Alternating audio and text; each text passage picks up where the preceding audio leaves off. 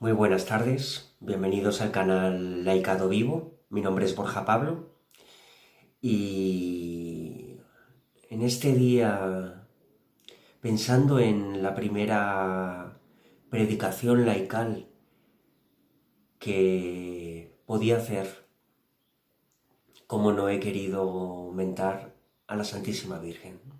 Yo creo que es un buen comienzo, sobre todo para que nos pongamos bajo su manto y sea ella un poco la que guíe este canal y a cada uno de vosotros, los que lo veis en particular, ¿no?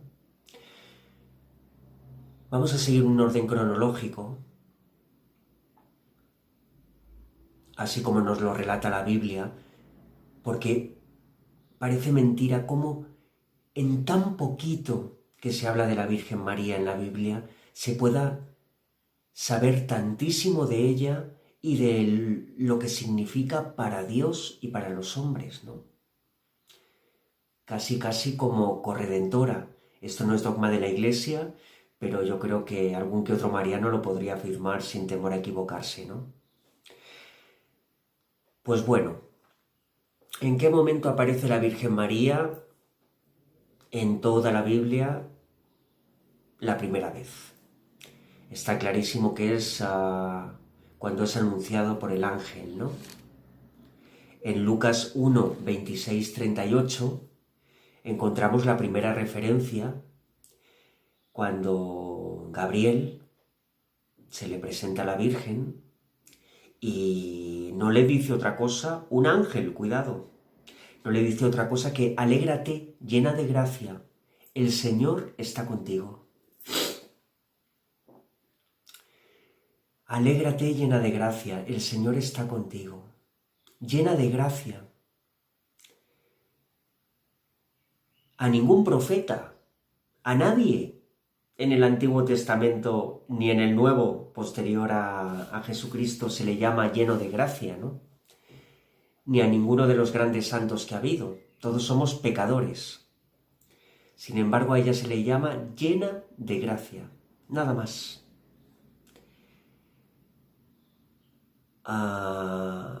En este momento, ante esta presentación del ángel, María pues se debió de turbar, ¿no? Ligeramente, tal y como nos dice el Evangelio, y sin llegar a comprender del todo el alcance de lo que se le avecinaba, por decirlo de alguna manera, empieza a comprender su papel de vaso de la misericordia, ¿no?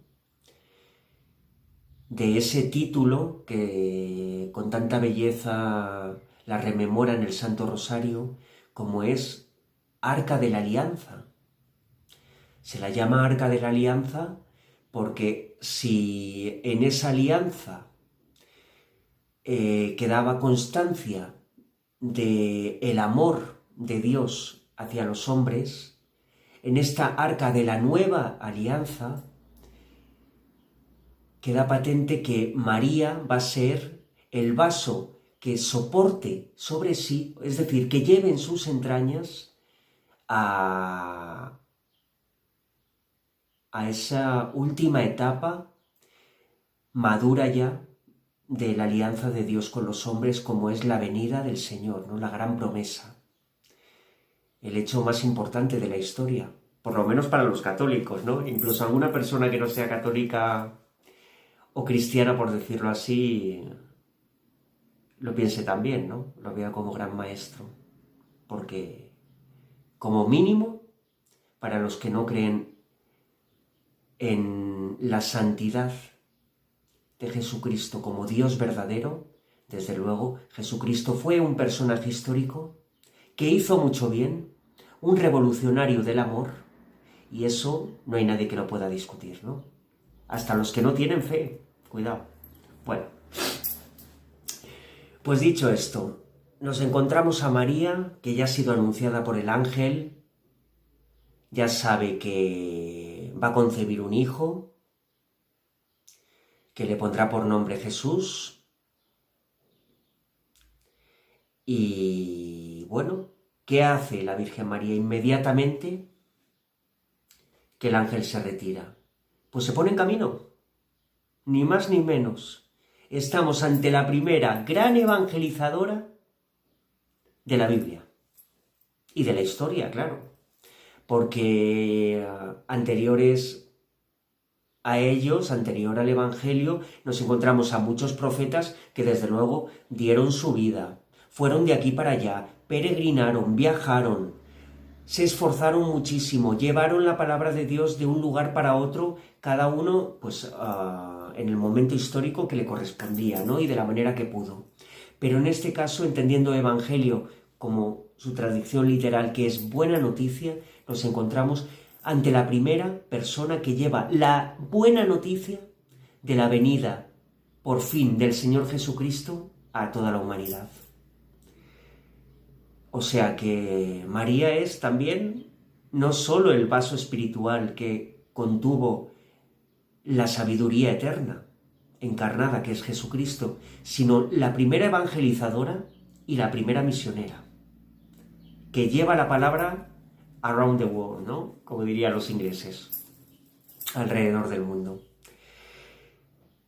Pues bueno, hasta aquí, fijaros, en 2-3 frases del Evangelio, toda la información que hemos sacado para gloria de la Madre de Dios.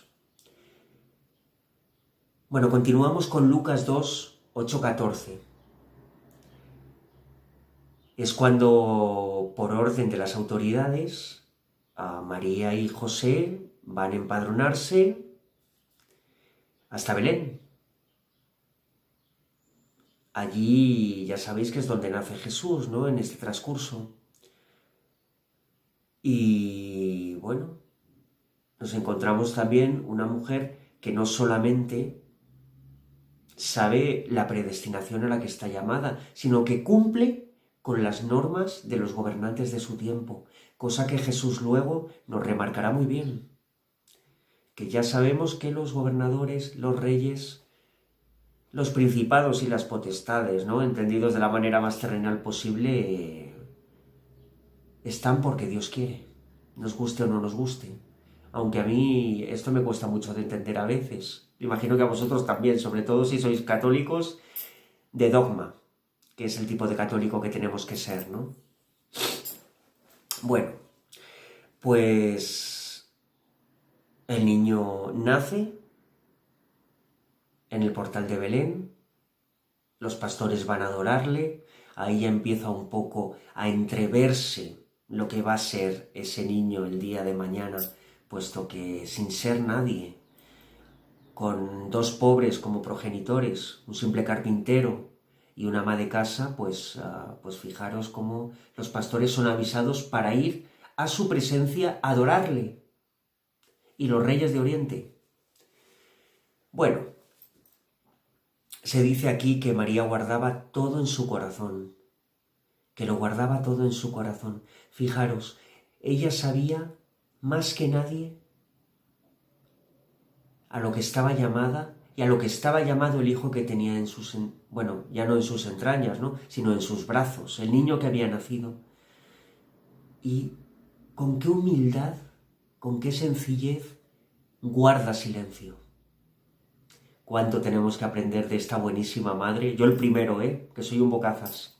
¿Cuánto tenemos que aprender de esta buenísima madre que todo lo que tenía, que era pues el universo entero en sus manos, lo guardaba en su corazón, sin vanagloriarse, sin hacer un uso pernicioso de la información, sin valerse de ella para alcanzar, pues hubiera podido, pues cualquier cosa que hubiera querido, con lo que sabía y con lo que era. Bueno, a los 40 días del nacimiento de Jesús, ya sabemos que viajan a Jerusalén para consagrar a Jesús. De nuevo nos encontramos ante un matrimonio que cumple con los edictos de los hombres poderosos de su tiempo. Y en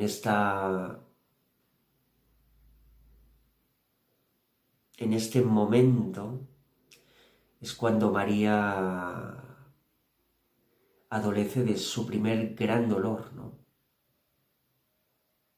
De su primer gran dolor.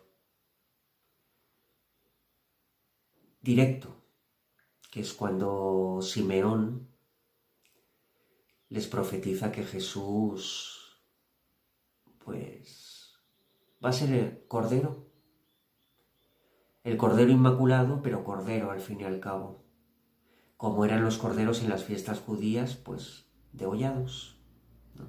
Sacrificados para el bien del hombre. Y es cuando se dice la palabra clave en lo que restaría de la vida de María, que sería la palabra espada, ¿no? Una espada te atravesará el corazón. Bueno, pues tras esto nos encontramos en Lucas 2:42. Ya con posterioridad se habla de un Jesús más mayor, ya sería un chaval, pues se calcula, no sé, sabe, unos 12, 13 años, una cosa así, es lo que dicen algunos exegetas, ¿no? Que era la edad habitual en la que se hacía, pues, esta visita al templo, ¿no? Las fiestas judías pertinentes para el paso de niño a hombre, ¿no? Diríamos, para los judíos. No sé muy bien en la terminología, porque desde luego, como os he dicho, soy una persona muy limitada, ¿no? Pero bueno, nos encontramos en este momento de la historia, ¿no? Un Jesús adolescente o preadolescente.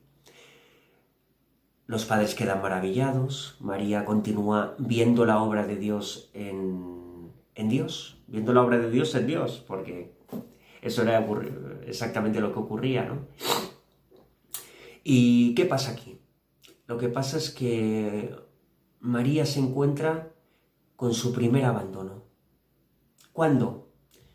Pues cuando, siguiendo la caravana, los padres, pues bueno, se dice que qué cosa más rara, ¿no? Que la familia no lo supiera, que el niño se había quedado en el templo. Pues esto era habitual porque en estas caravanas judías había un sesgo entre los diferentes tipos de personas. Era habitual que los familiares y los hijos pues fueran en diferentes puntos de la caravana, ¿no? Esta es la explicación más plausible que he encontrado, que a mí me vale, porque la verdad que encaja perfectamente. Y nos encontramos, pues bueno, con una María que al volver a por su hijo y transmitirle que por qué había hecho eso y lo preocupados que estaban por él, pues se encuentra un Jesús que prácticamente se ha emancipado. Le dice que si no saben que tiene que estar con las cosas de su padre. Eso debió de ser para María. Yo he tenido pocas oportunidades de escuchárselo a sacerdotes, pero a mí este punto me gusta mucho reflexionarlo. Ese dolor que debió sentir María cuando notaba que su hijo se le escapaba de las manos, que la persona, que ese niño que había criado, que era su hijo también, pues estaba llamado a la emancipación inmediata, ¿no? Que ya no era de ella, ya no era de ella. Bueno, pues vamos a continuar. Perdonad porque tengo algunos apuntes, porque claro, esta cabezada hasta donde puede. Bueno. Luego nos encontramos a María en las bodas de Caná. Os voy a dar la cita de Juan 2, 1, 2. Su madre, pues, era una santa mujer y era una cosa como muy vergonzosa en el mundo judío de aquel tiempo, que en una boda, que era una celebración de opulencia, pues faltara algo, ¿no? Sobre todo el vino. Y María, pues, se preocupa. Y poniendo toda su confianza en Dios y sabiendo que Jesús será capaz de cualquier cosa, lo invita a realizar el primer milagro público de Jesús. Por su intercesión. ¿Es idea suya?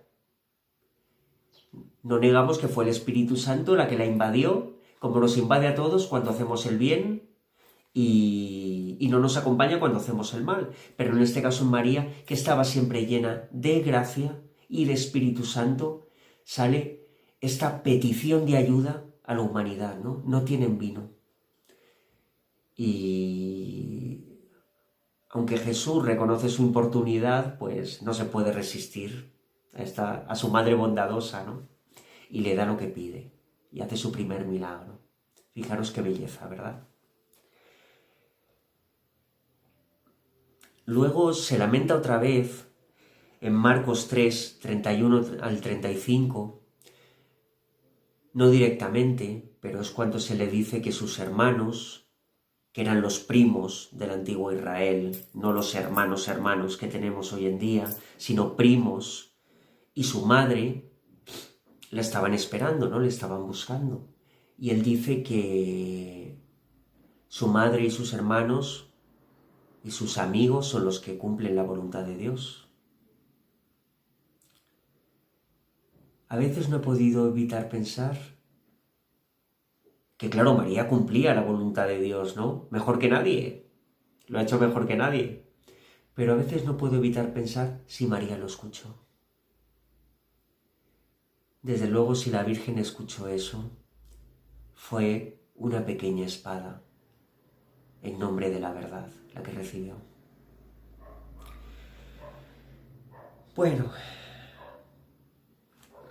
terminamos con la pasión de nuestro Señor. Bueno, terminamos, luego hay otro momento importantísimo que nos concierne a todos, ¿no? Pero en la historia de Jesús hombre, este es el último momento, que es la pasión, ¿no? Este acompañar de María hasta el Gólgota a su hijo, lo que debió ver, y no se dice en la Escritura, porque lo guardaba todo en su corazón. Le dejaran estar lejos o le dejaran estar cerca, desde luego lo tuvo que ver siendo azotado, lo tuvo que ver caminando con esa cruz, siendo escupido, insultado, vilipendiado. Yo creo que debió de estar en todos los momentos, excepto en la coronación de espinas, que debió de ser como un momento más íntimo en un lugar encerrado. Esto me dice mi fantasía de cristiano, ¿eh? Espero que me acerque. Pero debió de ser algo así. En todo momento María, en la retaguardia, observando y sufriendo los dolores del mundo, espirituales y emocionales, ¿no? No en la carne, pero con el espíritu pues puesto completamente boca arriba.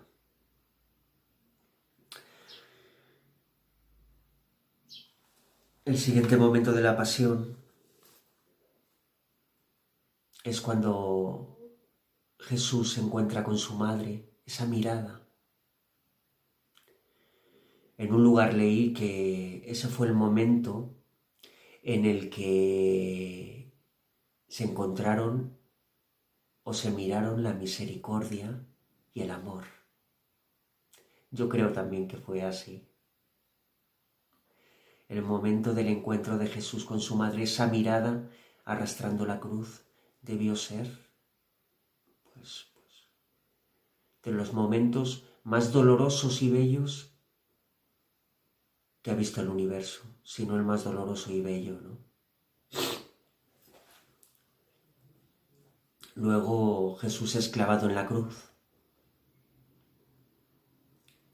el Dios asesinado, el Cordero degollado, la espada de Simeón atravesando el corazón de María, María recordando y recordando las palabras de Simeón, lo que me dijo aquel ciego, se ha ido todo cumpliendo, todo se ha hecho verdad. Aquí tengo a mi niño, a mi pequeño, al que crié, que es Dios verdadero y hombre verdadero, crucificado en un madero, abandonado por todos, porque María debió de notar la falta de compañía de los apóstoles en estos últimos momentos, la ausencia de Pedro. Yo creo que nada más que tuvo el consuelo de Juan, que debía de estar peor que ella, porque ya sabéis que los hombres suelen tener menos entereza en los momentos difíciles que las mujeres. Y María pues soportando pues eso. el peso de la salvación del hombre también sobre su corazón, ¿no? Sobre su inmaculado corazón.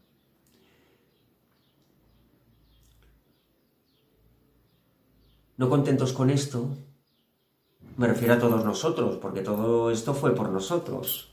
No contentos todos nosotros con esto, resulta que cuando Jesús es bajado de la cruz, vuelve a ser puesto en brazos de su madre. Yo no quiero ni imaginar el que ha tenido a un muerto en sus brazos que quería mucho,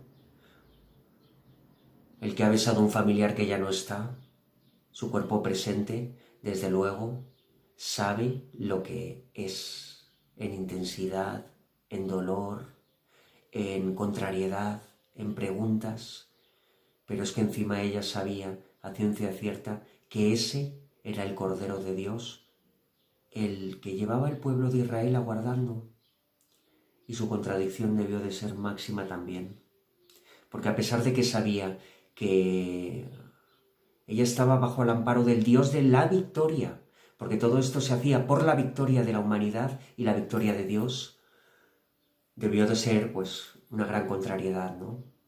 Una gran contrariedad, aparte del sufrimiento sumado. Luego entierran a Jesús. Yo no me quiero ni imaginar para la Madre del Salvador lo que debieron de ser esos días, porque además los apóstoles no harían nada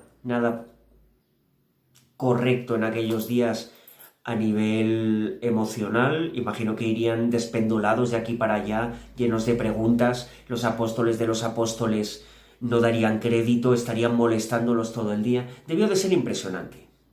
Debió de ser impresionante. Hasta que el Señor se les apareció, ¿no? Esos momentos de incertidumbre, porque la palabra que reina desde la muerte de Jesús hasta la resurrección del Señor, hasta que María Magdalena lo contempla y ya hace partícipes a los apóstoles, vamos, un caos, un caos a todos los niveles. Pero bueno, ahí estaba María en medio de ellos, ¿no? Gracias a que el Señor, a los pies de la cruz, la pone en manos de Juan y a Juan lo pone en manos de María, que en ese momento es cuando se convierte en la madre de la humanidad. Por voluntad de Dios. Hijo, aquí tienes a tu madre. Madre, aquí tienes a tu hijo. Y como dicen los Hechos de los Apóstoles, María, entre ellos, aguarda la venida del Espíritu Santo y continúa su vida con Juan. Hasta donde sabemos, María estaba con ellos en Pentecostés, recibió el Espíritu Santo, renovado, pues ella ya estaba llena de gracia desde la Anunciación, ¿no? Pero recibió, yo creo, el Espíritu Santo junto con los apóstoles para ser pegamento de amor entre ellos. Y yo creo que guardándolo Dios en su corazón también, pero él debe de saber muy bien cómo María hizo esa labor de madre de unidad, madre de la unidad, madre de la iglesia, en esa primera iglesia que eran los apóstoles recién venido el Señor, ¿no? En su gloria. Bueno, pues hasta aquí la prédica laical de hoy. Espero que mi falta de conocimientos y rigor bíblico no estropee la veracidad con la que os he querido hablar y el amor que he puesto en todo ello. Pues sin más dilaciones, en el nombre del Padre, del Hijo y del Espíritu Santo. Amén.